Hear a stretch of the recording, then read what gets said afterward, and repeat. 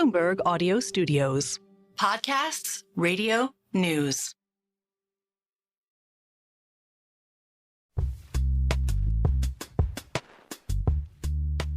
Hi, everyone. Welcome to The Deal. I'm Jason Kelly, along with my co-host, Alex Rodriguez. All right, Alex, I feel like this is a really special edition, kind of paired with some of our earlier shows. We're getting deep into the media world, not just the media world, the baseball media world of New York City. Sports radio talk show host Mike Francesa. You listen to him talk about you. So I can't wait to get into all that. I mean, you've got to have a lot to ask him. First of all, a lot like Michael Kay, these guys have had Mike Francesa on, sports radio talk over the last 3.5 decades. So passionate, bigger than life character. And when he has an opinion, he's resolute about it with a lot of conviction. And everyone's going to hear it. All right. So before we get to that, you and I both sent our college kids back to school, which I don't know how it is in your house. That's a big moment in my house because everything, like the tone and tenor just changes when they leave. Bittersweetness for sure. I have one in Michigan who's a sophomore this year, and then I sent my little one to Boston on a, little retreat, and I miss my girls, dearly, as you do, I'm sure. All right. So one of the things that does happen when fall is upon us is college football is back, which has been super exciting to watch. You have to be excited about the Miami Hurricanes right now. They are looking really, really good.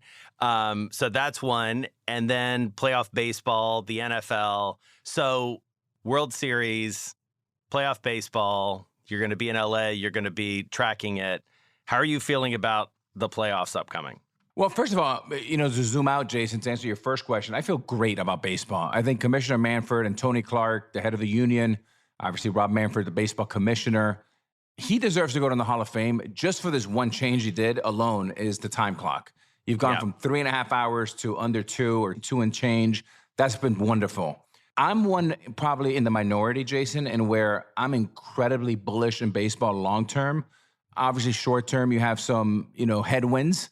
However, I think you have a perfect storm potentially with the World Series that is very much looking like it could be a rematch of 77, 78 World Series of Yankees-Dodgers. Now, one of the things that I think Rob Manfred and Tony Clark, the head of the union, have an opportunity is you have to change the narrative a little bit. You can't have the only metrics be ratings because you have a competitive disadvantage with Fox. I mean, you have NFL at 17, 18 games. You have NBA at 82, and you're at 162.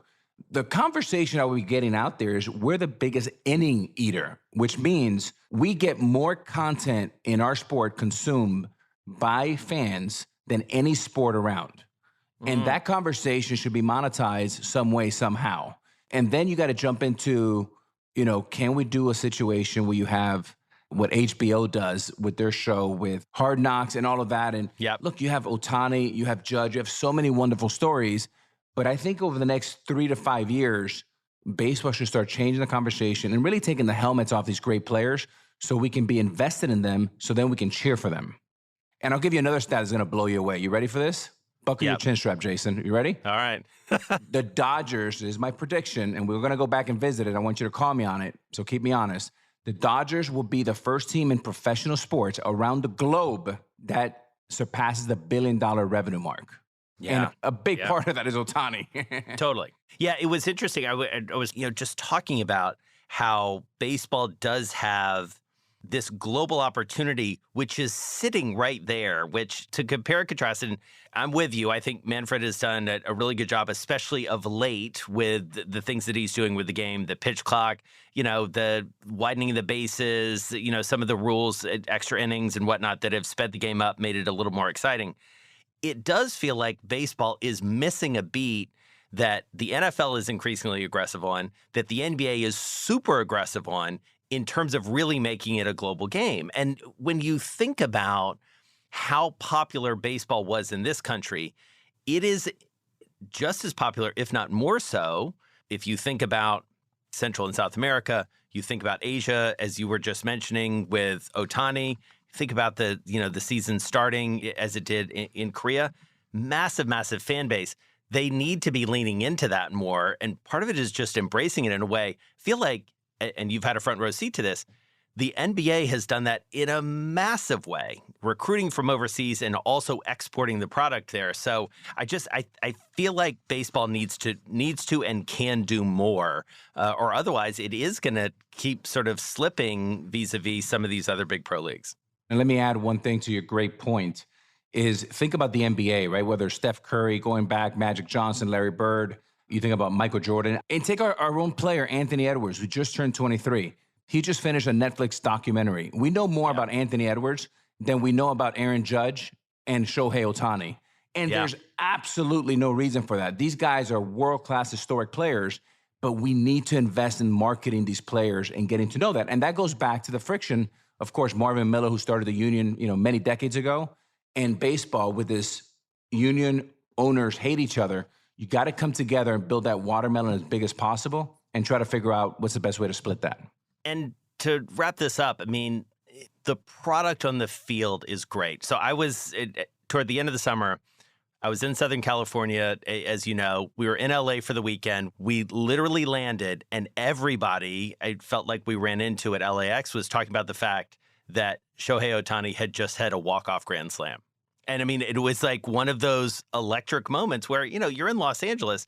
If you think about Ohtani, you think about Aaron Judge, these are generational players. And so you really do hope, selfishly just for fans, but also selfishly for the business of baseball, Ohtani versus Judge in the World Series, I'm in. I'm 100% in. Is there a better product than watching Ohtani against Judge, Yankees versus Dodgers, at Yankee Stadium or Dodgers? You pick on a beautiful fall night. I mean, I take it against football. I'll take it against basketball. I'll take it against soccer. There is nothing better. So to your point, the hardest part's already done. You have the talent. You have the great game. You have an incredible history.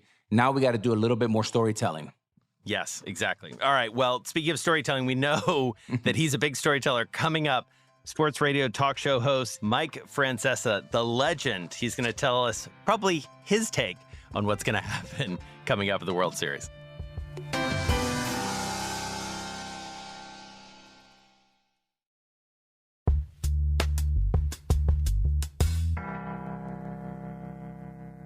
All right, so Alex, we're bringing in now Mike Francesa, a legend, no doubt about it. One of the most successful, best-known sports radio talk show hosts in American history. Mike, welcome to the deal. My pleasure. A-Rod, how are you? I'm doing great, Mike. Great to see you as always. My pleasure. All right, so let's start there, Mike. What do you remember about first hearing about and meeting Alex Rodriguez? The Mike and the Mad Dog show had already started before A-Rod came up, but A-Rod was a very savvy player, even when he was in Seattle. And he actually came and visited our show at spring training one time, and we were like completely mystified and surprised, because that's very unusual for an out-of-town player, especially a young one, to kind of seek us out. And he came and introduced himself to us. And we were like shocked by that. And he came on the show, and then he had a habit of coming on the show a lot. And then obviously, as the years went on, he and I developed a friendship. Then eventually, obviously, his career led to the Yankees after the stint in Texas. And all those years, he would be a visitor on the show a couple of times a year. He'd be a guest. He became kind of a regular. And obviously, when he came to New York, it blossomed from there. And we've always maintained a close relationship. So, Alex, what prompted you to do that in the first place? Yeah, well, look, the thing about Mike, and I'm lucky to call him a friend today and a big fan. By the way, I get upset with him sometimes because, he's got the perfect hair. He's got a house that he's in. I think Cornelius Vanderbilt or John T. Rockefeller. Knock it off. It is a mansion. It is an empire. It's about as big as your garage. What are you kidding? And so, I was a fan, Jason, way before I was a Major League Baseball player, and I was fortunate to play for almost a quarter of a century. But with Mike, he's such an integral part and has been of the fabric of New York sports, New York, period. So anyways, Mike is awesome. I don't think there'll ever be another one like Mike Francesa. Listen, A-Rod's been a big star for a very long time. And the Mike and the Mad Dog show, hit the ground running and became a sensation. It really did. And we were together for 20 years. So we were in a big place for a long time. So we had a lot of players, but he was one that was always connected to us. So that's really how it started. And then A-Rod, obviously, has not been one who has shied away from the limelight through the years. He has seemed to find the spotlight now and again, as we all know. Really? Yeah. Oh. Well, I want to dig into the Mike and the Mad Dog era, but I would love to go back just a little further if we could, because it's funny. Alex and I talk about this all the time because I have something of a dream job. Alex has obviously had a dream job. You have a dream job. But like, there are a lot of kids who have dreams of being who you are. How does this start for you? Like, are you listening to the radio as a kid and saying, I can do that? Like, what's the origin story here? Okay, like every other kid, when I was a kid, I grew up and I wanted to play center field for the Yankees. Okay, I Right. wasn't good enough. Okay, I love baseball. I like to play baseball, but that's everybody's dream when they're kids. And I did not grow up wanting to be a broadcaster, but I did always have a fascination and a very much an attachment to sports and to the games since I was a little boy. I've just always devoured everything. When I was a little kid, I used to stop on the school bus a block from school and buy the newspapers when I was in second grade and read them in the classroom. And I paid 8 cents for the Daily News in those days. So I did it from a very young age. What happened was my first real break was, well, ESPN wanted to hire me, but I wound up going to CBS and I became Brent Musburger's right-hand man, his information guy at a very young age. I worked on the NFL Today. I wrote Jimmy the Greek syndicated column when I was very young. I worked for him. I did the NFL Today for years. I wrote Jimmy the Greek's column 3 times a week when I was 18. I actually inherited it from Pete Axelm. As a matter of fact, who was one of the brilliant sports writers of all time, and who was a guy who was a little bit of a mentor to me, who died very young. So I got involved, and here's really the way I got into sports talk. It's very strange. John Walsh, who worked at ESPN for many years, you might know him as a divine albino. He's a legendary figure in sports. He was at Rolling Stone, but then he became the guy who ran Inside Sports Magazine. I did some work for Inside Sports Magazine. Well, Inside Sports Magazine went out, and John was looking to do something. So he said, hey, I'm going to pitch Random House on a book. You write the college, let Pete Axelm write the pros. So we did a book called Inside Football for Random House for a couple of years, 84, 85. I was the low man on a totem pole because Axelm was already the guy who was the columnist for Newsweek. He was a legendary writer. He was a lot older than me. He was 20 years older than me. So I was the low man on the totem pole. I had to do all the interviews at the radio stations to promote the book. When I would go to promote the book, I'd sit there and they'd interview me, and I'd walk out of the room, and I swear I'm not going to mention any names. I'd walk out and say, hey, I could be better than that guy right now. I mean, I would, and I was like, you got to be kidding me. I could do this blindfolded better than that guy. Okay. Well, I thought about that. And then during the 86 playoffs, so I'm driving and I'm listening to 1050 country music, AM station in New York, WHN, 1050 AM. They had the Met games, and they would go to commercial with what they call a bump. And it says Sports Radio 1050. And I'm like, what? What is Sports Radio 1050? So I investigate. I find out they're gonna start an all sports station next July. They're gonna flip the station from country music. They had been bought by a company called Emmis Broadcasting out of Indianapolis, and they're gonna start an all sports station. So I write them a letter. I ask them for an interview. They bring me in. They say, why would someone who works for CBS Sports Network Television want to work as a radio producer? I said, I don't want to be a radio producer. I said, I want to have a sports talk show. They said, oh, no, we're bringing in the biggest guys in the country, the biggest guys ever. You wouldn't have a chance ever to have a show here. I said, give me a chance. And they said, no. They said, you're overqualified to be a producer. They said no once. They said no twice. I know one of the producers. I work with him at Gillette. I'll call him. He calls him. They gave me a weekend tryout. That led to a weekend show, which led to me stepping in on Thanksgiving for Pete Franklin, which led to me going to Afternoon Drive and being there for 37 years. Oh, my God. That's incredible. So, I mean, Alex, there's the lesson. Shoot your shot. So, Mike, I want to go back a little bit before the weekend gig, because obviously you're a voracious reader. The fact that you're buying the newspaper for 8 cents in second grade is incredible. I've never heard that. Was it your father? Was it your mother? Was it your grandpa that you can hold court? Because you do have a gift from God that when you speak, you're able to land your points clearly and concisely. How and where the hell did you get that from? I've never really spent a lot of time on this. I think most of my audience knows it.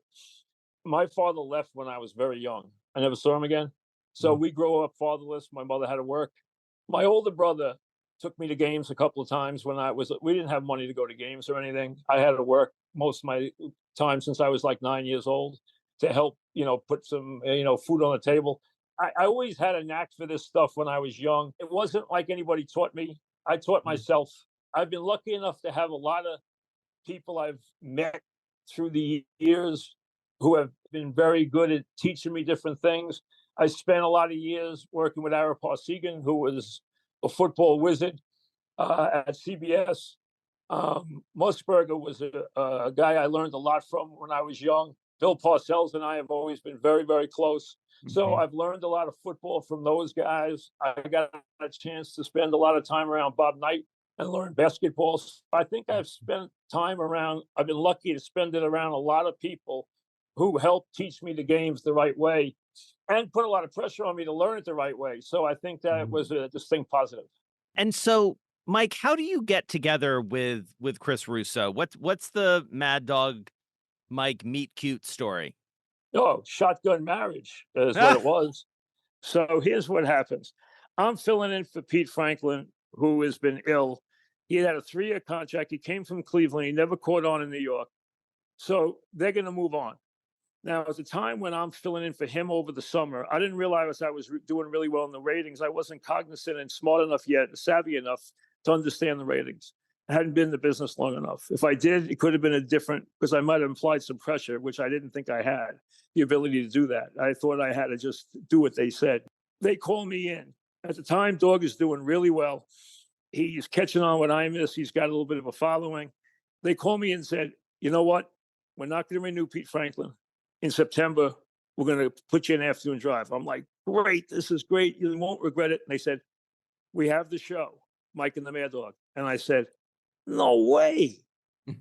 No way. Wow. Let me go to afternoon drive. I don't want to work with Mad Dog. I said, I don't even like Mad Dog. I don't want to work with Mad Dog. I said, I've only heard him a couple of times. I'm a solo act. I don't want to work with anybody. They said, either you work with Dog in the afternoon in 10 days, or you don't go to afternoon drive. Your call. Oof. I'm like, I didn't think I had any leverage. I didn't realize I did. I go home, make a decision, I'll do it. He obviously doesn't want to do it either, but decides we'll both do it. A lot of people thought it was a big mistake. They're not going to mesh. It's not going to work. Well, it starts off and we hate each other and we are trying to one-up each other and we're fighting and we're screaming and the show is awful. And the program director calls me and says, the general manager didn't want this show. I just didn't believe in this show. I'm going to get fired because of this show. This was my great idea, and you guys are blowing it. I'm telling you, I'm going to take both of you down with me because you know what? I'm going to get fired. Do something. So we go back. Nothing's working. I come up with a gimmick called Dog Date Afternoon. I was married. Dog was single. He bought into it. It became a sensation. Now, at the same time, the first book comes out, the rating book. Rating books are, at that time, they're every 3 months in radio. Before that was just trends. The first rating period comes out, the first trend, and we go from 11th to 3rd. Whoa. And then the book comes out, and we're second. And people are like, who were saying we wouldn't have finished 15th. A sports show would never work in afternoon drive. No one could ever do a full-time sports show in New York and get away with it. We're now number 2. And we know now we're not going anywhere. Within 6 months, we're number 1 by 4 points. Wow.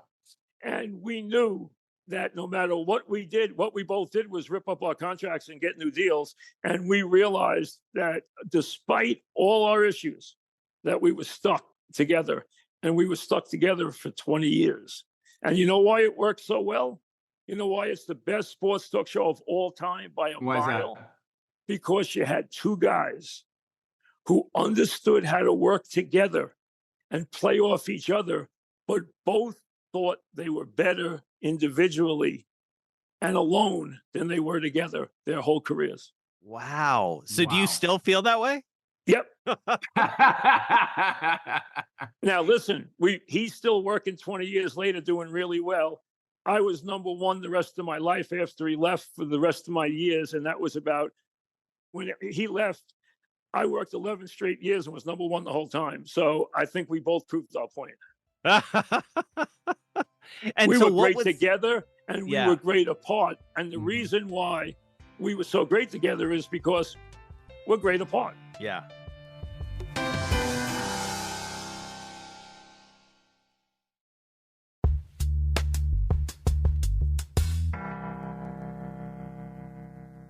And so what was it like when you did split up? Mhm. What was that weird for you? Like, how did you Very weird. It was readjust? so the show, now he left and they were really mad at him for leaving. Now remember, the station had had the same afternoon and morning drive for 18 years. Number Wow. one billing station in America for many years. Imus in the morning, Mike and the Mayor in the afternoon, the most successful station in the country. They never had to think about anything for 18 years. And now Right. Dog leaves.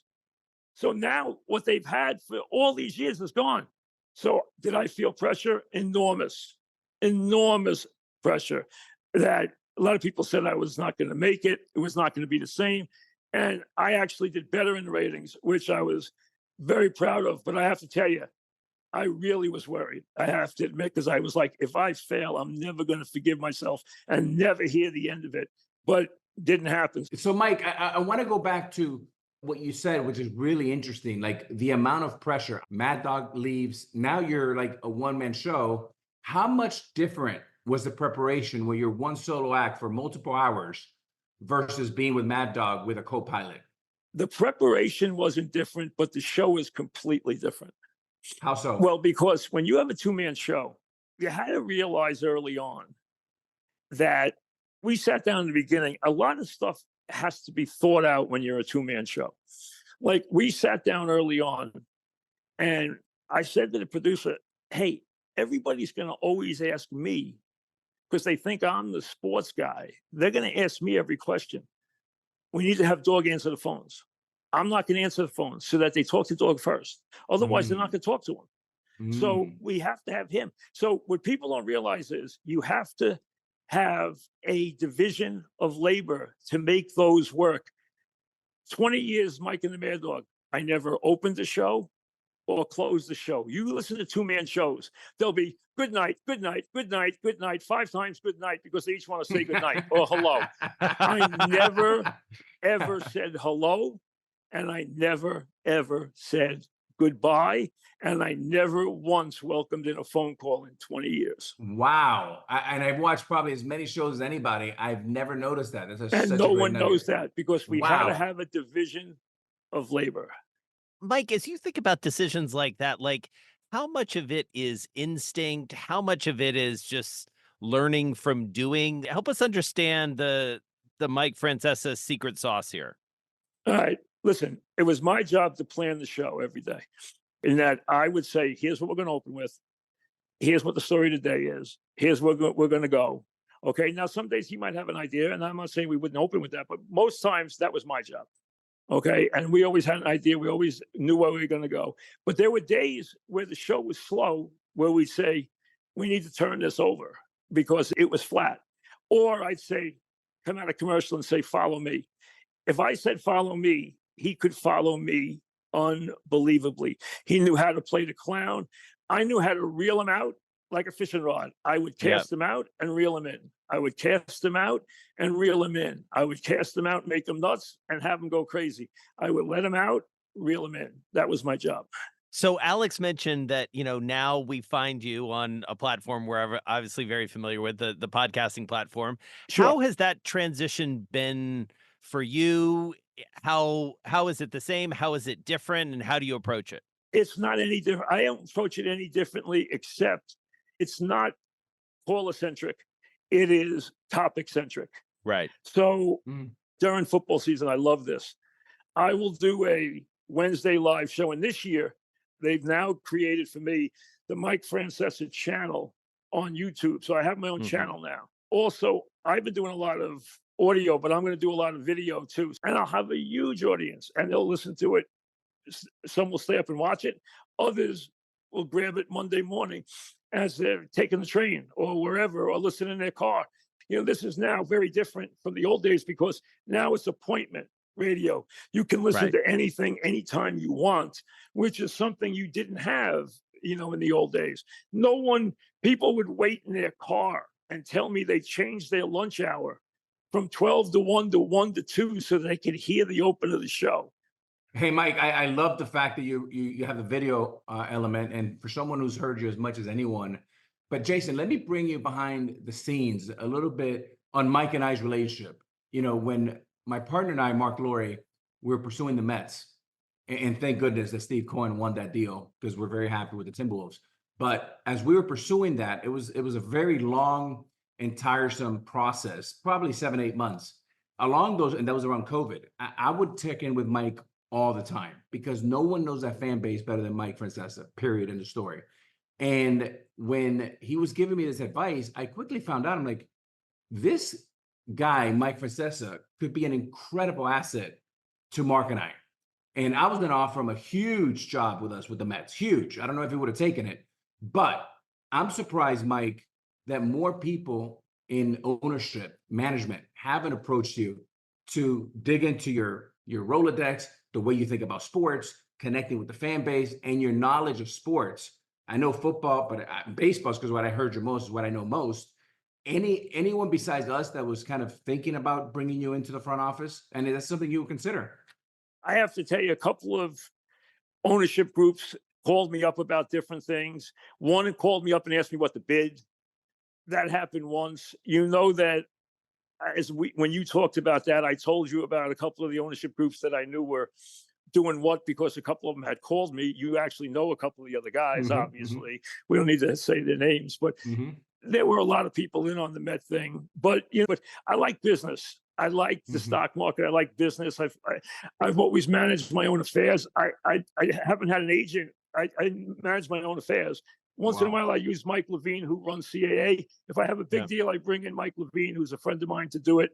But otherwise, I do it myself. I did my last 4 or 5 FAN contracts with myself and Mel Karmazin. I did it myself with Les Moonves and with Mel Karmazin. Myself, no agent. Wow.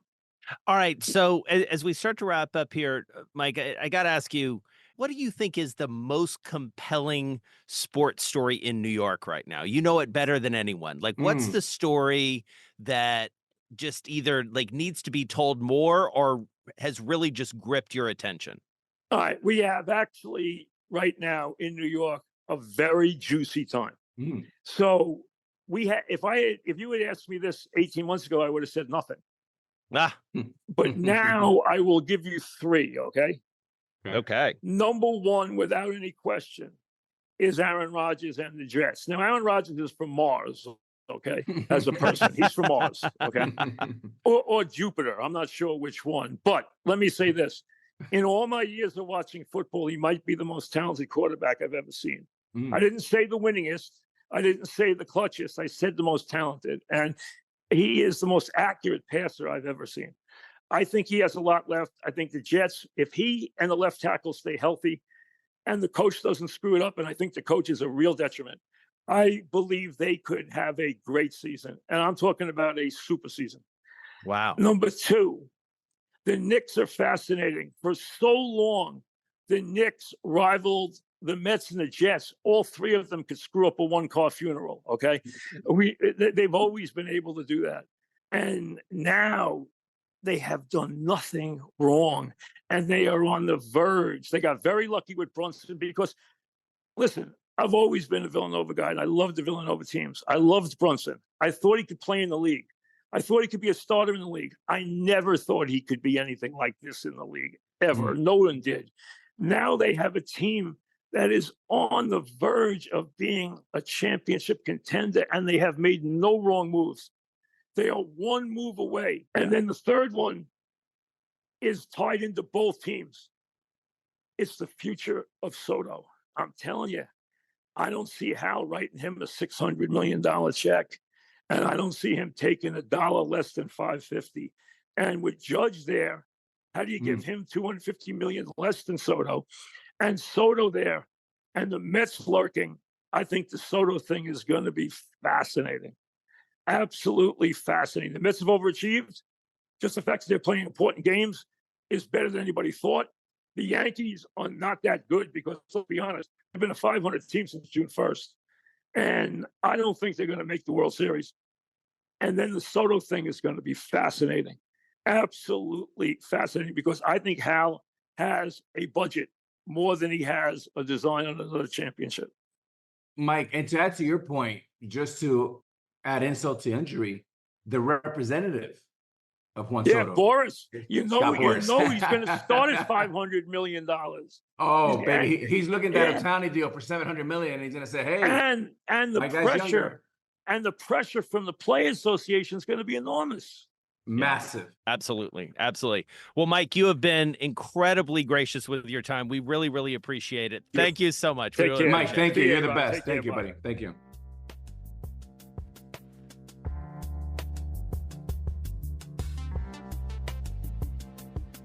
The Deal is hosted by Alex Rodriguez and me, Jason Kelly. This episode was made by Stacey Wong, Anna Mazarakis, Lizzie Phillip, and Victor Iveas. Our theme music was made by Blake Maples. Our executive producers are Kelly LaFerriere, Ashley Honig, and Brendan Newnham. Sage Bauman is the head of Bloomberg Podcasts. Additional support from Rachel Scaramuzzino and Elena Sausangelis. Thanks for listening to The Deal. If you have a minute, please subscribe, rate, and review our show. It'll help other listeners find us. And remember, if you're a Bloomberg subscriber, you can listen to all of our episodes absolutely ad-free on Apple Podcasts. All you need to do is find the Bloomberg channel and connect your Bloomberg account. I'm Jason Kelly. See you next week.